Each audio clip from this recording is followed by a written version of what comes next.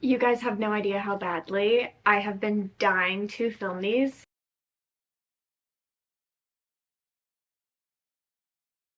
We're going to talk about what order do I read all of these books in. So let's get started. First, let's talk about series order. We have 3 series here. We have Throne of Glass, which is the biggest one. We have the Crescent City books, which are the most intimidating due to the sheer audacity. And then A Court of Thorns and Roses, which you've most likely heard called ACOTAR. Also, as a side note, she is still actively writing books. She did just confirm that there's going to be a 4th Crescent City book and that she is continuing writing ACOTAR books. And she even is starting a 4th upcoming series. But we're just going to talk about everything that's been written as of February 2024. So there are 2 main ways that I would recommend reading all 3 series. But I'm going to tell you right now, this Crescent City needs to be last. That is the only thing that does not move around. Crescent City needs to be last. So let's just move those for a second. So that's going to leave you with these 2 series, ACOTAR and Throne of Glass. I'll tell you right now, you don't need to read one of these series before the other. I think it largely depends on what kind of reader you are. If you are new to fantasy or you're a little rusty, you need to read the ACOTAR books first. I will not say these are fluffy. These books do have a lot of substance,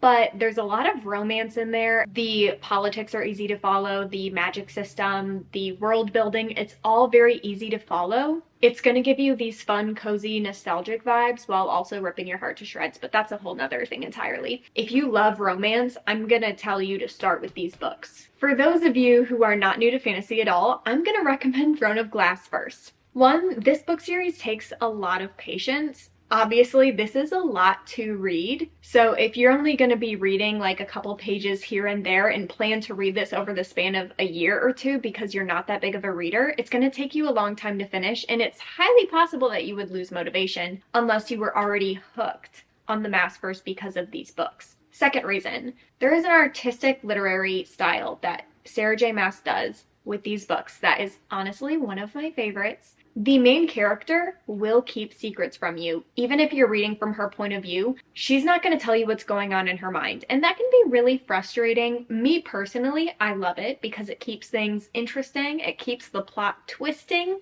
but it can be really frustrating for some people who are not used to that. So take that as you will. What is fantastic about these books? One of these books is most likely going to follow one POV for the whole book, which just means point of view, which means the main character in this book is Farah. With the exception of maybe 1 or 2 chapters, this entire book is going to be from Farah's point of view. You are going to be following her along. Now, what's crazy about the Throne of Glass books, which can be really exhausting for some people, is that although the first couple books definitely just follow 1 or 2 points of view, the further you get into these books, the more main characters you will have, which means the more plot lines you will follow. There is quite literally a point in time in these books where there are 6 different plot lines going on, and almost every other chapter you are jumping to a different plot line. It can feel like whiplash if you're not used to that kind of writing style. But then again, absolutely last and only after you have finished both of these series can you start the Crescent City books. More on that later. Now let's talk reading orders within the series. And we are actually going to start with ACOTAR because in all reality, it is the most straightforward of all of the book series. You are quite literally going to start with A Court of Thorns and Roses, otherwise called ACOTAR, and you will find that most everyone calls these by their abbreviations. Then there's A Court of Mist and Fury. People call this ACOMAF. Then there is A Court of Wings and Ruin, which the acronym is then ACOWAR. Also, this thing is so thick it stands up on its own. I think that's really impressive. No, this is A Court of Frost and Starlight. This is a novella, and some people think it's weird and annoying to go from a book this size to a book this size. Some people find it as a relief. It's not necessarily book 4 in the series, it's, think, book 3.5. And then there is A Court of Silver Flames. I have a lot of strong opinions about this book, but that is not what this is about. As of right now, this is all the ACOTAR books. You're going to read them from book 1 to book 4. Don't forget this little novella here. It's not necessary for you to read it, but You definitely should. And now for Throne of Glass. And I just realized all of these books have been upside down for you this whole time. Now, the order of this book series can be very triggering to some people. You wanna know why? Because of this guy. To me, this one is crazy to me, how divisive this book can be. All right, we're gonna have to prop up the microphone because I need my hands. Now, there are two places that this prequel can go. And yes, I know it's in a different edition than all the other books. It's a long story. I don't like to talk about it. Where some of you may think it goes, chronologically, it would make sense for it to go here. The other place that people argue it goes is right here. After the first two books, you take a little break and you go back to the beginning and you get some backstory. Those are the two places you could leave it. And before anyone gets mad at me, I would like to preface this that Sarah J Maas herself, very recently actually, on her website, posted and literally said that Assassin's Blade does go here. She didn't specifically say why, but as someone who has read Assassin's Blade here every single time I have read and reread this book series, let me explain it a little bit. You are not supposed to know that much about the main character here. The fact that she is so mysterious and you don't know much about her is part of what makes this book so exciting. You're learning about her. She talks about her past in very vague ways because she's not ready to share yet. In between these two books is when she starts to open up and accept her past.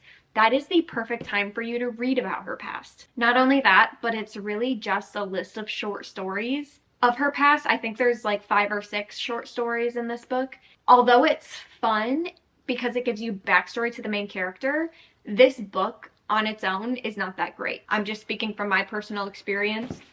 You're going to be way more motivated to read this book after reading how this one ends. So just trust me on this, and also trust Sarah J Maas. She's the one who wrote the books. So that being said, you are going to read book 1, Throne of Glass, followed, whoop, it was excited for its turn, Crown of Midnight, book 2.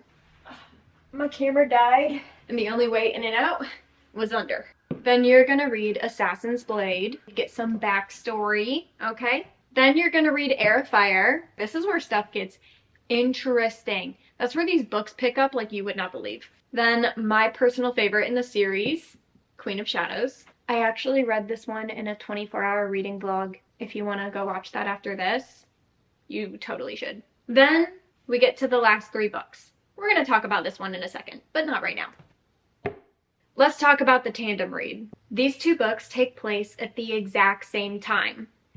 Okay? So don't think of it as this book, then the next book. Think of it as they are one book. They are together. Are they right side up? Okay. Empire of Storms and Tower of Dawn happen chronologically at the exact same time on the same timeline, but they just follow stories in 2 different continents. There's still multiple points of view in this one and multiple points of view in this book as well. There's actually a chart, which I'm going to put here. I'm also linking it down below. This is the exact chart that I have used both times that I read the tandem read. For some of you who may not be big readers, you're probably thinking, absolutely not. That sounds like torture, and how in the world am I going to carry around 2 giant books all the time? Let me tell you something. Empire of Storms comes first. The cliffhanger at the end of this book is so insane that you will not be able to help yourself but pick up Kingdom of Ash next. But this book's in the middle. I know a lot of people who hate on this book, but I'm telling you right now, 10 out of 10, every time someone said, oh, I hate Tower of Dawn, I said, did you do the tandem read? And guess what they said? Nope. Do the tandem read. Otherwise, this book is going to be painful to get through because of what you read here. But if you read them at the same time, you read the cliffhanger in the ending of this book, and then I think you have like a couple chapters left in Tower of Dawn, and then you can move on in the series. Everyone I've talked to who has read the tandem read said they absolutely loved it, and everyone I've met who didn't do the tandem read says they wished they had done the tandem read. And then you're gonna have your life absolutely obliterated and shattered, and you're gonna cry your heart out with this 980 page beauty. So take that as you will. Totally worth it though.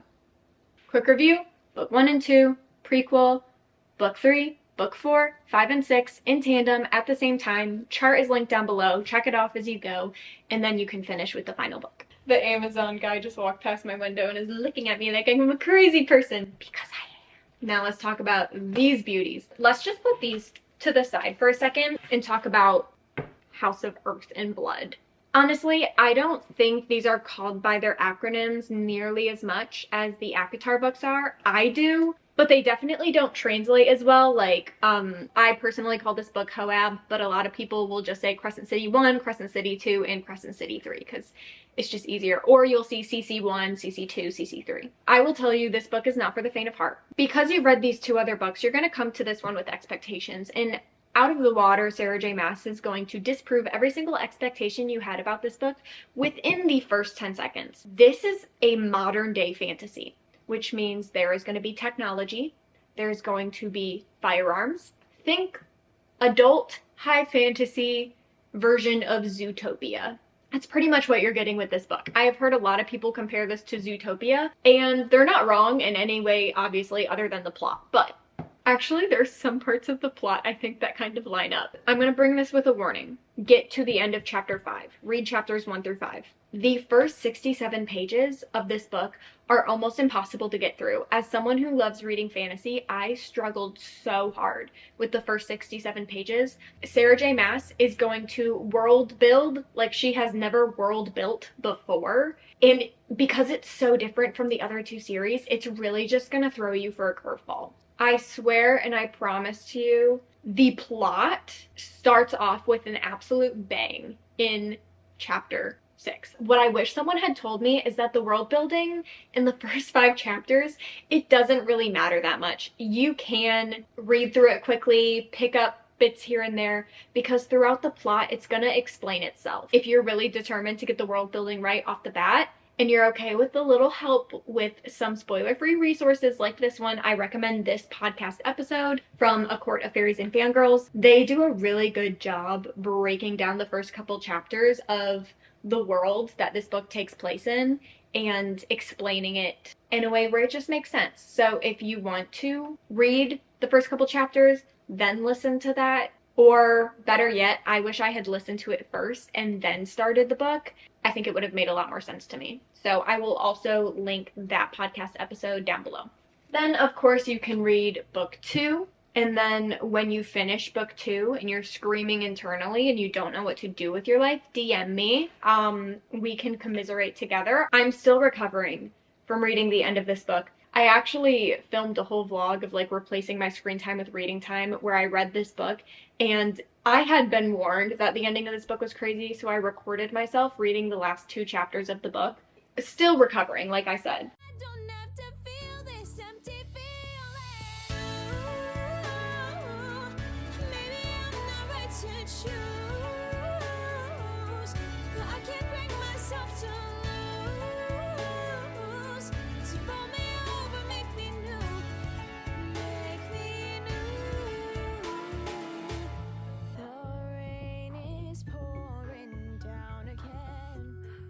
Then, of course, this absolute beauty that just came out quite literally a week ago.